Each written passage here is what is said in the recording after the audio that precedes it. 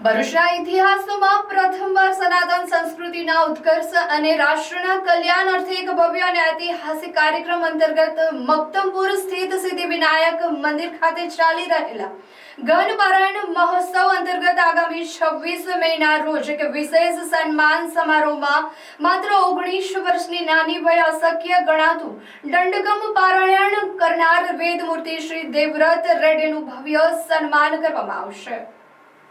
મક્તમપુર ભરૂચના સિદ્ધિ વિનાયક મંદિર દ્વારા શુક્લ યજુર્વેદ માધ્યાધીન શાખાના ગણપારાયણ કાર્યક્રમ અંતર્ગત આ સન્માન સમારોહ યોજાઈ રહ્યો છે। વેદમૂર્તિ શ્રી દેવવ્રત રેડ્ડી જેમણે શ્રી મહેશ રેડ્ડી ગુરુજી પાસે વેદાધ્યયન કર્યું હતું અને એ માત્ર 19 વર્ષની ઉંમરે દંડકમ પારાયણ પૂર્ણ કર્યું છે, જે છેલ્લા 200 વર્ષના ઇતિહાસમાં પ્રથમવાર બન્યું છે અને તેની આંતરરાષ્ટ્રીય કક્ષાએ પણ નોંધ લેવાઈ છે। આ પ્રસંગે તેમનું તેમજ તેમની સાથેના અન્ય ઘનપાઠીઓનું સન્માન કરાશે। ભરૂચના કોલેજ રોડ પર આવેલા આત્મીય ધામ ખાતે 26 મેના રોજ બપોરે 3:30 કલાકે આયોજિત આ ઐતિહાસિક સન્માન સમારોહમાં ગુજરાતના મહામહિમ રાજ્યપાલ આદરણીય આચાર્ય દેવવ્રતજી વિશેષ રૂપે ઉપસ્થિત રહી પોતાના વરદ હસ્તે વેદમૂર્તિનું સન્માન કરશે।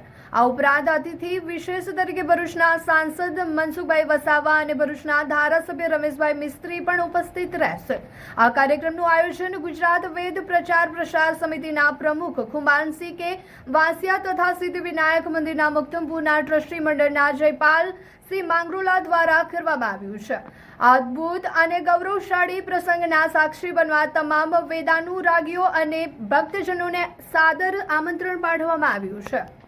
ये दंडक्रम पारायण की जो आपने इतिहास रचा, जो सिद्धि प्राप्त की, उनकी नोंद किन किन लोगों ने, बड़े बड़े लोगों ने जो ली, तो किसी ने लिया कि नहीं आपकी नोंद? जी बिल्कुल लिया है।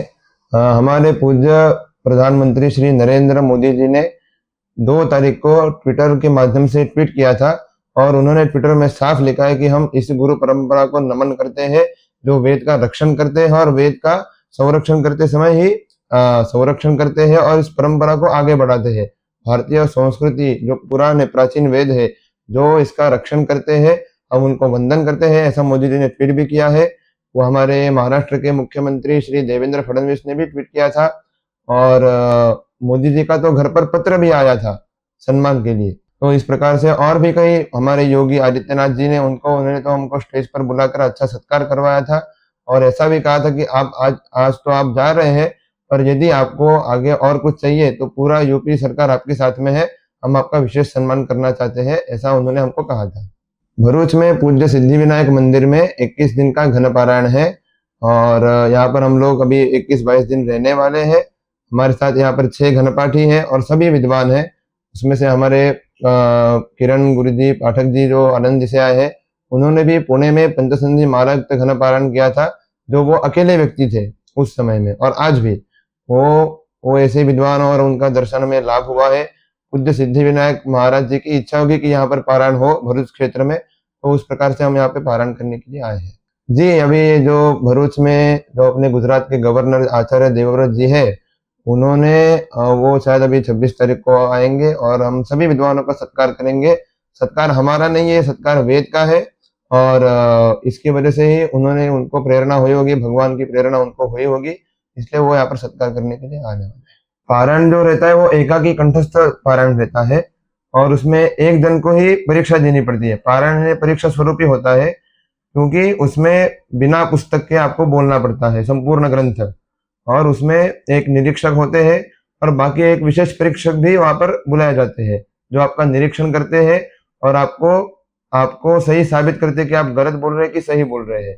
तो उसमें ये दंडक्रम पारायण हुआ था जो 50 दिन पूरा चल रहा था और 200 साल पूर्व पूज्य नारायण शास्त्री देव ने नासिक में इसका पाठ किया था।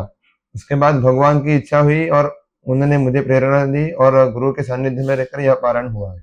जैसे मूल मंत्र हम अगर बोले कृष्णाय वासुदेवाय हरये परमात्मने, तो ये तो एक मूल मंत्र हुआ और इस मंत्र की रक्षा करने के लिए भगवान ने अष्टविकृतियों का निर्माण किया है।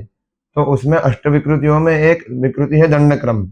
तो दंडक्रम कैसा होता है कि अभी समझो कृष्णाय वासुदेवाय वासुदेवाय कृष्णाय, कृष्णाय वासुदेवाय वासुदेवाय हरये हरये वासुदेवाय कृष्णाय कृष्णाय वासुदेवाय वासुदेवाय हरये हरये परमात्मने परमात्मने हरये वासुदेवाय कृष्णाय।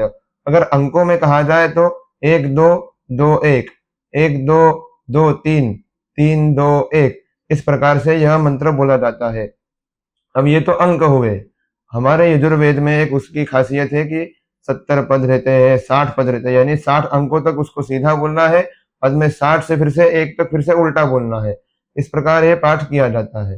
यह पारायण करने की इच्छा हुई थी 2022 में, क्योंकि 2023 में पिताजी ने, हालांकि हमारे जोशी गुरुजी की जो